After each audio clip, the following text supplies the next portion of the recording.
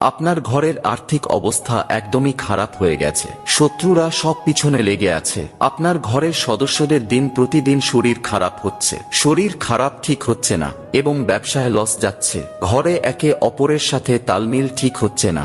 এরকমটা যদি আপনার সাথেও ঘটে থাকে তাহলে শনিবার দিন করুন এই প্রতিকার। 2 দিনের মধ্যেই এর ফলাফল আপনি দেখতে পাবেন।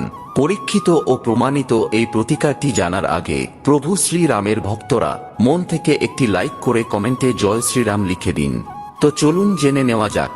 4টি লাল শুকনো লঙ্কা, কিছুটা হলদে সর্ষে এবং 1 চামচ লবণ নিয়ে একত্রিত করে কাপড়ের একটি পুঁটলি তৈরি করুন।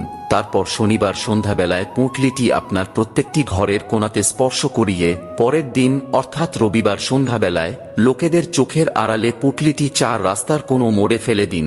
বিশ্বাস রেখে এই প্রতিকারটি করুন, ফল অবশ্যই পাবেন, এটা আমার আশীর্বাদ।